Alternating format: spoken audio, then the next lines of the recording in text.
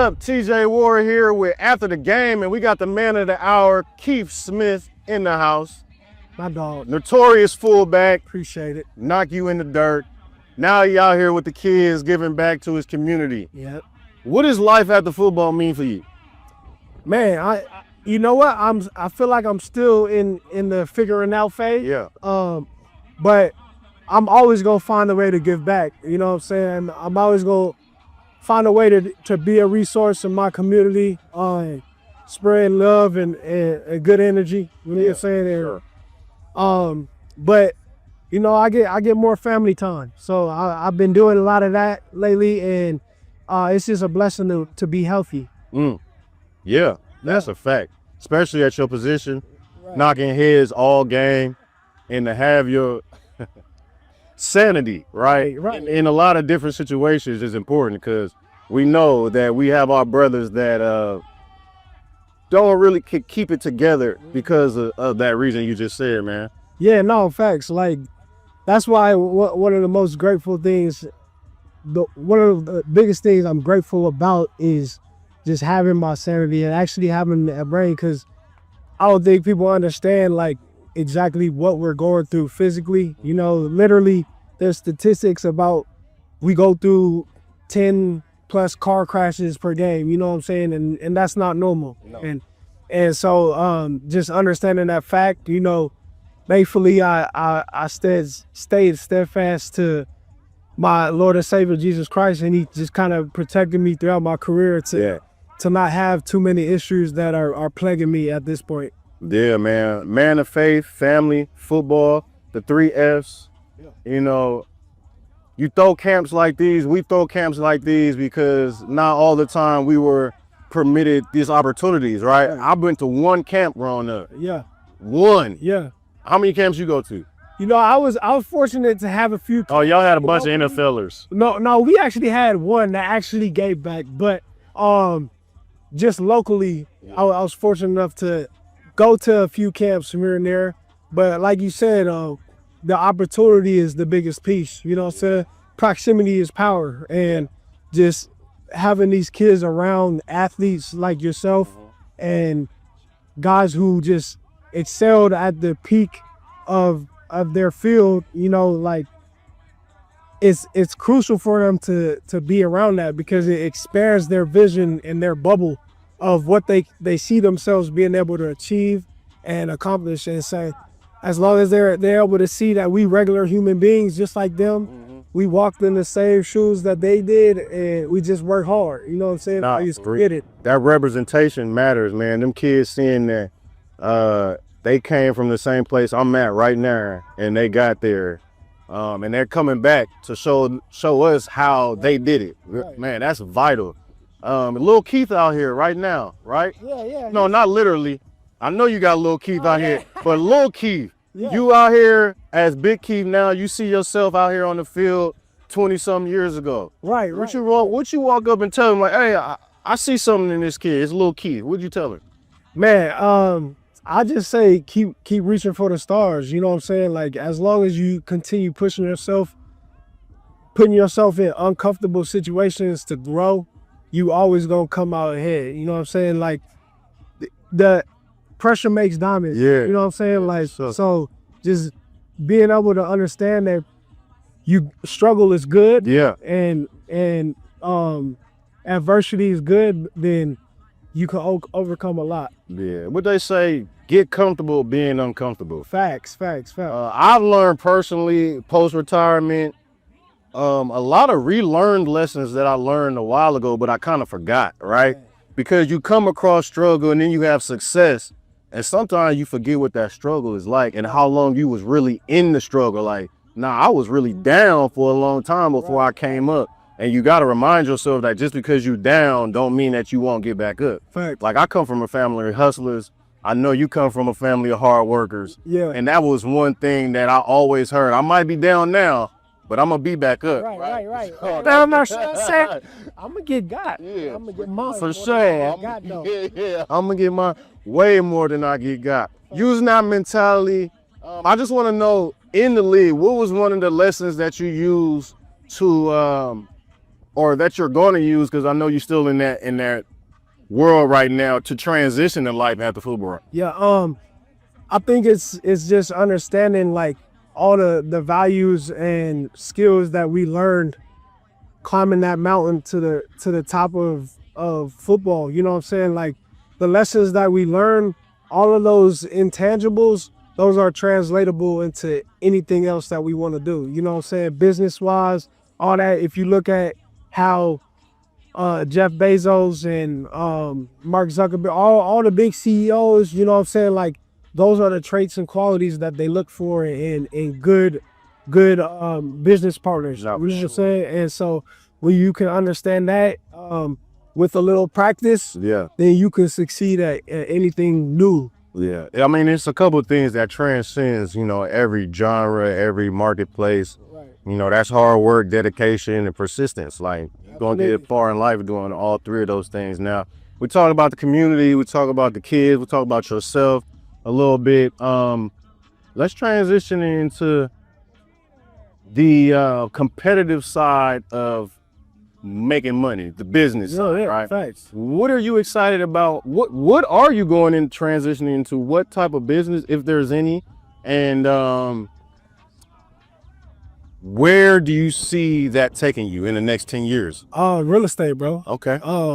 I've been studying it, learning it, dealing in it for the last 6-7 years. I'm on the advisory board of a private equity fund where we primarily do ground up developments in the commercial real estate space. So you think anything retail, Target, Walmart, Chick-fil-A, Chipotle, shout out Chipotle, any retail stores, like we're buying the land and building the buildings for these businesses. And it's just such a relationship based business.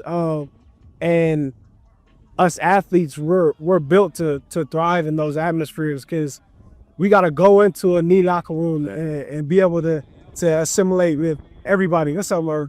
You out? Oh, bro, It's such a great job, bro. thank you for coming. Awesome, bro. No, hey, no. Listen, yeah, man, you swimming in the hills. That's fine. Oh, we didn't catch up there, man. Still. I'm On me. Your thing, though, like, Yeah. in school, I'm hungry.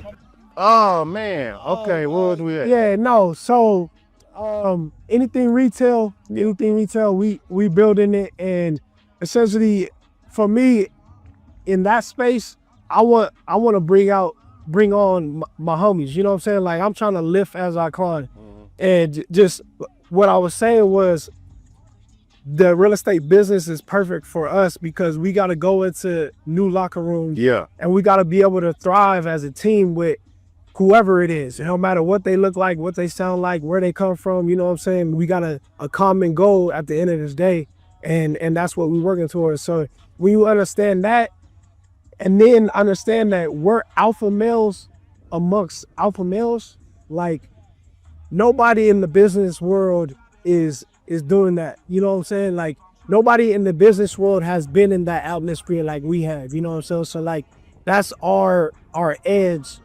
especially in the real estate space, because even sales or anything is all about confidence. You know what I'm saying? If you're confident talking to somebody or whatever you're doing, then that exudes confidence in them to buy in. You know what I'm saying? So real estate is it, bro. Like I really eventually want to have my own development conglomerate. You know, just every leg of the space. But it's a building process. I like to tell dudes, you might be better than me now, but you was just better before me. Yeah. You know what I'm saying? Like you started earlier than me. If we started at the same spot, like I'm going. You know what I'm saying? What I possess mentally, physically, like I'm gonna work for it harder than you. So that's how I look at all these guys who've had a head start on us playing football on lives.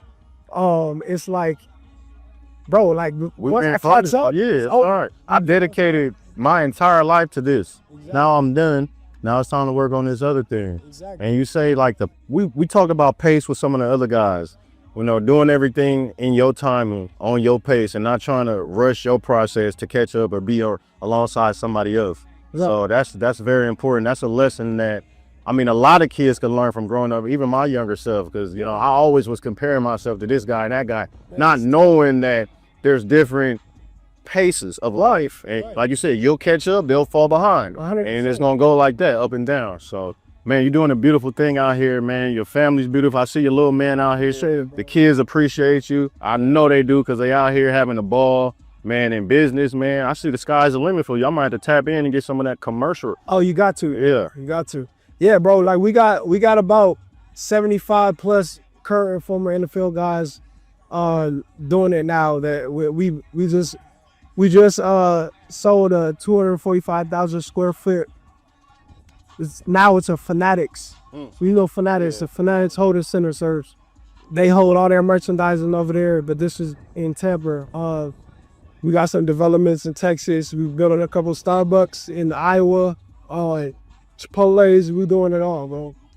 But the biggest piece is the education, right? Like, one thing about us athletes is like, not even tradition, just the precedence has been, you get your money, you give it to the smart white guy with glasses. You know what I'm saying? Who knows where to put your money or whatever. You don't really know what he's doing, but he's just hoping that it works out, you know what I'm saying? But like now I think it's starting to change where guys are more interested in the knowledge and understanding to be able to articulate what they're doing and how they making money, you know what I'm saying? To know. Exactly.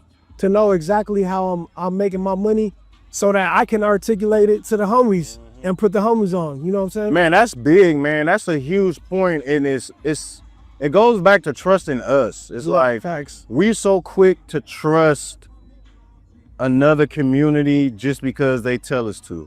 And then sometimes we look at each other like we the problem when we're actually looking at ourselves. So if I ain't gonna do business with you or you, I wouldn't do business with myself. How does that look? Exactly, right. So that we just gotta put that in place, right? You gotta put that in place for the future and the guys coming up behind it. Exactly, and that's what we here for, the OG, you know what I'm saying? Because we done seen it all, done it all, and now we can pour that wisdom into the younger guys, not even just the young athletes out here, but the young NFL guys out here who are still playing and still gonna face those same decisions that they have to make down the road. So okay. And one more thing, let's get on the health of exiting the league, right? So a lot of times we have a lot of meetings on post-career necessities or programs. What is one thing that you could give to a current player that will help him with all the things he has to do after retirement?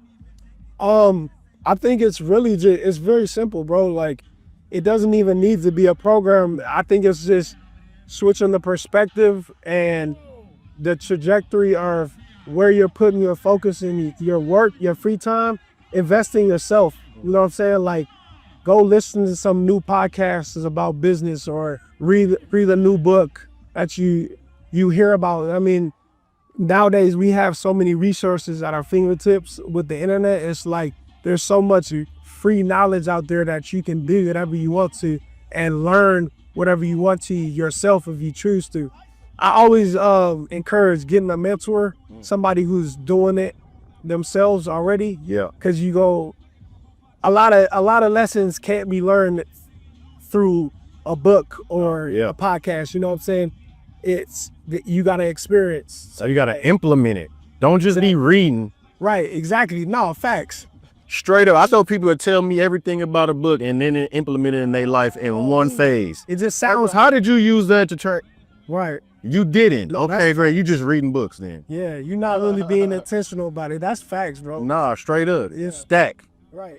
They can tell you what it's about, comprehending and everything, but if you're not implementing it in your daily life or something, then what's the point? Exactly. Yeah. No. For sure. You raise your show, man. Hey, I know you gotta get back to these kids, but man, appreciate you doing this. It's a beautiful thing, and thanks for telling us about your life after the game, man. No, I appreciate you for coming out.